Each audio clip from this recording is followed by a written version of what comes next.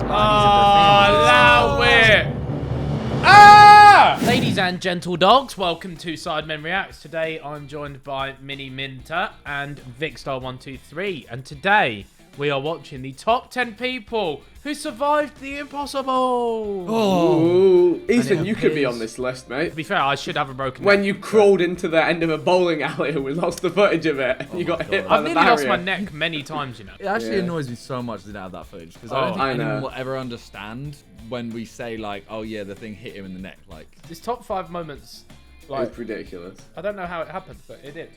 I should have a broken neck by now. Anyway, we're starting off in a TV shop. Things can happen when you're not careful. We know this from experience because we just made a video about the unluckiest people in the world, and man, can things go wrong fast. We're flipping the script today to look at people who survived the impossible. Click subscribe to join the Cool Cats Club, as only 12% of you watching are in it. We're super exclusive, you know. On to number 10. Some say lightning never strikes the same place twice, but 62-year-old Melvin Roberts begs to differ because he's been struck 11 different times in his lifetime. No, this isn't one of those terrible spammy Facebook ad stories. He actually has medical records to prove it.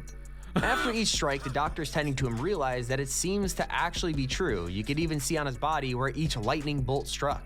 The effects of this are just as interesting, with Roberts saying, well, sorry, like being in a microwave. why does he know what it's like? Yeah, that's it. You do. Look, let's not debate. Jeff knows that. Only The guy's been JTGF through. knows that. True say. This guy's been through 11 times. How unlucky do you have to be smited down 11 times? What did he do? And how's he alive? Didn't they just say that like they just did a video called "The Most Unlucky People" or something like that? Yeah, Surely he should have been on this. Yeah. But he said it kills you from inside out. Why are you laughing? You can't taste anything for days and days. COVID. Tastes like sulfur. Yeah. Like burnt matches. it's pretty crazy having to Wait, eat she any said food and it tastes like all tastes like burning candles. Pretty weird how lightning does that to you. I feel bad for the guy, but thankfully the effect is only temporary. I'm laughing because he's still here, and he's still talking about it being in a microwave. Here's my thing. So, okay, you get struck by lightning. Like, ow, that was really painful. I'm microwaved, I'm burning from the inside. Then you're out in another thunderstorm, and you get struck by lightning again. It's really painful. It feels like you're burning inside. So surely the third time there's a thunderstorm, you're just gonna go somewhere inside. You said think? the third time, bro. Bro, it's happened There's 11. I know. 11. Just why? How? By the fifth, I would be like, I'm not going outside. What if it's the world telling him he's a superhero and he's the chosen one to have electric powers? What if he is like Electabuzz of human form? You just compared him to a Pokemon. Okay. To explain that for the most of these strikes, he was under different circumstances each time. Sometimes he was struck in sunlight, sometimes he was out mowing the lawn on a rainy day. Right. The odds of being struck by lightning are so low that you have more chance of a plane crashing into your house, and that's just for one lightning strike. Roberts has been struck 11 times and yet has still survived what most of us would consider pretty impossible. Number 9. So it was just another day on the job for this blue-collar worker, Dante Atulo. He was performing routine construction as usual when his automatic nail gun recoiled unexpectedly into his head. Well, the nail actually got stuck inside his skull. The craziest part of all of this, though, is that he was completely oblivious to it happening. Yeah, he had no idea it happened. He just sucked it up, kept on working without thinking twice, all the while having a 3.5-inch nail embedded in his brain. Bro. Talk about toughing out a shift. He kept it like this for about a day and a half before beginning to feel nauseous and then eventually heading to the hospital. Astonishingly, the nail didn't seem to do any real damage, so it explains why he was able to just continue living life like— Bro, what do you mean? I'm actually like, I'm kind of speechless. Bro, you got a nail in your head, bro. A whole nail. Imagine having 3 inches inside.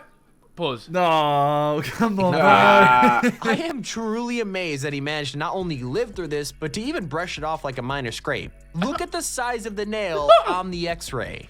It does seem a little odd to want to have that as a trophy, but to be honest, if this happened to me, I'd probably want to show it off too.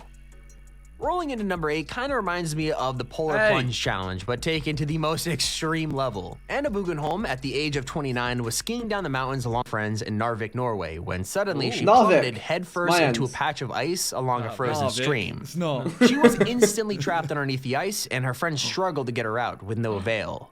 Luckily, during this time, Anna found a small air pocket that kept her alive, but after 40 minutes, her heart wasn't able to pump anymore. By this point, her heart had stopped working and she became extremely pale, but an incredible timing had a rescue team smashing up the ice to rescue her. With how long she was down there, it's pretty surprising that she was able to survive this at all. Especially considering that the lowest temperature a human body is supposed to handle is 25 degrees Celsius, and Anna was far below that. She was essentially frozen in time, with her body suffering from major hypothermia and temperatures reading at an icy 13.7 degrees Celsius and 56.7 degrees Fahrenheit. Or it was cryotherapy. Think about it. Cryotherapy. Cryotherapy. Yeah, that's it. That's the word. I mean, we haven't learned how to do that properly yet. Realistically, she's just had the best recovery of her life. Cairo. That might sound like a lot, but that is pretty much colder than anything you can imagine for the human body, and at the time was actually recorded as the record for the lowest body temperature of a living person. Miraculously, after 12 days of using a heart-lung machine to try to get her heart working on its own again, Anna actually managed to wake up and has made a full recovery in the years that followed that horrific incident. Respect. Number 7. Impressive. Let me introduce you to Aaron Ralston, who was, well, quite literally stuck between a rock and a hard place. At the time, 27-year-old Ralston was enjoying the the one- Film, ride. 127 hours.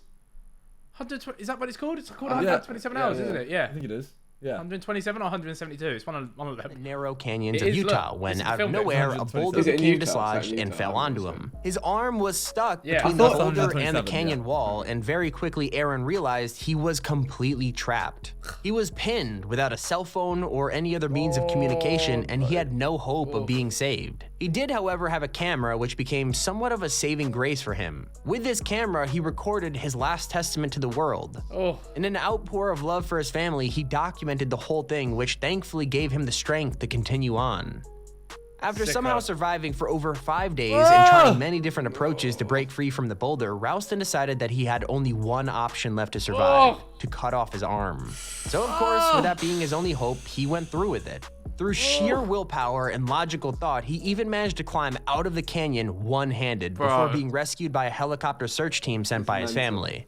It just goes to show that you can survive against all odds even when you hit rock bottom, literally. It is The story was insane. so amazing that it was even turned into a movie directed by Danny Boyle called 127 seen it? Hours. Yeah, James I've Franco seen it, played yeah. It's the Aaron, bit which where he led to cuts an through his Oscar nose. nomination. I've seen it. Number Iconic. 6. One of my biggest fears is being stuck in the middle of the deep sea with nothing around you for hundreds of miles. Here's the thing, this guy somehow managed to live through something maybe even more terrifying. Harrison O'Keefe was sailing alongside his shipmates in a tugboat when it randomly capsized and sank 100 feet below the ocean's surface. Luckily, O'Keefe found a tiny air pocket under the water, which was inside of a bathroom in the ship. He actually survived down there in that air pocket for 60 hours before a search team eventually came across him while checking the waters for the downed ship. Thankfully, they managed to rescue him before 60 carbon monoxide hours. poisoning set in or the oxygen in the air pocket ran out. Regardless of how he survived such a traumatic experience, we 100 hope foot that down, O'Keefe you know. counts his lucky stars and keeps as far away from the ocean as he can. Yeah, good Heading into man, number good 5, man. we have a group of survivors who beat all the odds after some truly horrific events following a plane crash in the Andes Mountains back in 1972. It was already a bad sign that they crashed on top of a mountain, but to go even further, they crashed with absolutely no food on board. This meant that their only option to survive in these unforgiving mountains was to resort to eating the deceased bodies of Allow their families. it. Ah! The thing is, you would, innit? You got it. I'm You'd not, have to. Yeah, I'm not gonna lie. If we got a PJ somewhere and it crashed on a mountain. Whoa! Don't bring me if- into this, man. if- Don't bring me I into didn't say I this. was bringing you into it. You said we. You did say we. No, you did I say said we. no. I'm in the side bin. I'm eating the biggest one. in the side, man. yeah, but I'm eating the biggest one. If we die Yeah. and you survive, Yeah. you won't eat me because I'm pretty. You might be no useless. point. Yeah, you might be Exactly. useless. So I think you should give me a proper burial. What, with buried on a mountain? It's almost unthinkable what these poor people had to endure, and no one should ever have to go through something like this. These guys even made agreements between each other that if one of them passed, they wanted the others to use their bodies, so at least someone had a chance to make it back to their family. Don't get me wrong, I'm not romanticizing the situation, but it's kind of beautiful that these guys had such tight bonds with each other even despite the circumstances. After dealing with the situation for 61 days, 2 of the boys journeyed off and found a Chilean farmer after 10 more days of searching. Helicopters arrived shortly after, and the remaining 14 survivors were saved.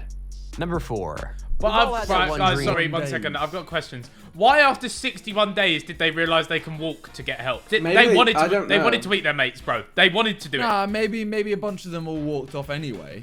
Bro, there's 2 months of eating your powers, bro. Yeah, but they don't know which way to go is the point. To find Just walk, anything fam. anyone. 5 of them might have walked off east, and they've just disappeared now. They died because they walked off and there was nothing that way. So then they had to walk specifically like northwest, something, whatever. I think they eyed him up on the plane, bro, and they said, "I'm eating you. You look tasty." I don't know about that one. I don't know about that one. Where we're just plummeting to the earth with no way of stopping ourselves before inevitably hitting the ground, but typically we wake up before we hit it.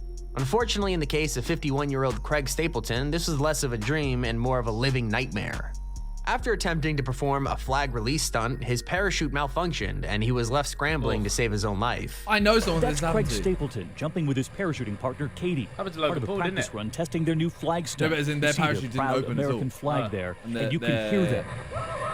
The reserve didn't either. Exhilarated by their jump. Yeah. By the sounds of it, it seems he couldn't catch a break even when exiting the plane for the jump. After having done this same stunt multiple times and completing over 700 jumps, I could definitely understand his frustration here. But with the gravity of the situation changing from a botched jump to a life-threatening fall from the sky, his mentality did change rather quickly. With his life flashing before his eyes, he was all the more relieved when he had the most extremely lucky break of his entire life, literally. Stapleton had fortunately dropped into some shockingly soft, freshly plowed dirt that absorbed most of the fall. Oh Now, my he did God. suffer from a dislocated shoulder along with some other minor injuries, but Vic, the small price you've become off more damage from a jump. Yeah, I was about a meter off the ground. I'm kind of pissed. Bro, this done. This guy fell from a plane and he firmed it. You broke your shoulder, right? Yeah, I broke my collarbone. Or collarbone. Yeah. He dislocated his shoulder. I'm fuming. I would have taken a dislocation. Oh, this Don's built different. price to pay to survive an 8,000-foot drop. Don't piss me about off. 3 Don't feet. piss me off. If you've ever seen movies like Twister or The Wizard of Oz, then you're probably well aware of the massive damage a tornado can cause. In the good old Midwest, and more specifically Missouri, these windstorms happen constantly and have the capability to wreak havoc on rural See communities. the people that just chase them. Yeah, I was about to say. All right, so say hypothetically, fellas, you could get dragged up into a tornado, and you was guaranteed to return safely and fine. Would you do it? Obviously. Bro, Why I'd wouldn't love you? to do it, bro. I don't know why, but since a kid, I've wanted to be in a tornado, bro. And I think it's Don't Wizard do of it. Oz that's done it. I think it's Wizard of Oz that did it. Yeah, it's the like And you see a everything. very fake image of Yeah. what's gonna happen to you. You think Like, you're I'm- gonna literally just spin around and Like, go, I'm just spinning around, Come bro. down. Be sick. He claims to have survived one of the extremely dangerous natural disasters. 19-year-old Matthew Suter was taking some time off college to visit his grandma in Fordland, Missouri, when one of these windstorms began to form. He quickly began shutting windows in an attempt to protect his grandma until he was literally swept up by the winds of the cyclone itself. The worst part is, Matt was only in his underwear when he was thrown into the sky by a raging I don't storm know that if that's the ragdolled worst him part. I think the through worst part air. is being in a Yeah. tornado. As he was pulled higher into the sky, the air around him became too thin and he eventually passed out from lack of oxygen. Miraculously, he later woke up in an open field about 1,300 feet from where he left his grandmother's trailer. Even more amazingly, he only had a couple of cuts and bruises from his wild ride on nature's merry-go-round. Number 2. You know those commercials that speak out against drinking and driving? Do you reckon he thought it was a Carlos dream, by the way? Rodriguez and his horrific Maybe he could have. Whoa. He's literally woken up in his underwear in a field. Bro, one sec. I know when you said Whoa. whoa here, bro. Whoa. This guy's a head, fam. Whoa. Well, Carlos Rodriguez and his horrific experience is a living example of exactly why you should never do it. This incident happened when 14-year-old like a Carlos toilet. was drunk and got behind the wheel of a car. Unfortunately, this drink led to him driving. crashing into a pole, going through deserve- the you deserve a windshield head and like a landing toilet, face though. first onto the pavement. The impact shattered half his skull and gave paramedics very little to work with, but he was ultimately able to pull through and change his life for the better because of it. For Carlos, he's done that by using his story as a means to sway kids away from using drugs and alcohol. And finally, at number 1, we have some amazing innovation on display from Emile Leray. He's a French electrician who was touring Morocco. He had gone there in hopes to trek across the Sahara Desert, but was stopped at a military outpost along the main road. He was told to turn back immediately, but it didn't dissuade the French tourist from sneaking back into the desert while off-roading in his car. Here's where things get sticky. The worst thing happened to him. His car broke down. Can you take a guess where? Yeah, so now he's left isolated in the desert, and Emil needed to figure out what was necessary to ensure his survival. Well, this is Jumanji. If this were me, I probably would have gone into full panic mode, but Mr. Larray managed to keep a calm head and started formulating a plan. After rationing his food and water consumption, he realized there was no possible way he could make it to civilization on foot, and that's when it dawned on him. After spending loads of time perfecting his new hybrid vehicle, he rode his motorbike across the desert and made it back to society. What a G. Now, sadly for him, he did face a pretty sizable fine when he did get back, as his vehicle didn't meet road safety standards, but I have a feeling he didn't really care. Click on screen right now to check out this Yeah, video. fair dues. I rate that. That's That's huge from him. Just want to throw it out there. I'm impressed with all those people. Me too. Even though some of them didn't actually do anything. Actually, fair toilet head. I'm impressed with the way you turned your life around, but not impressed with the fact that you got a toilet head. Because the fact you got a toilet head is punishment for being an idiot. So, Right. Right then. Alright, thanks for watching. Peace.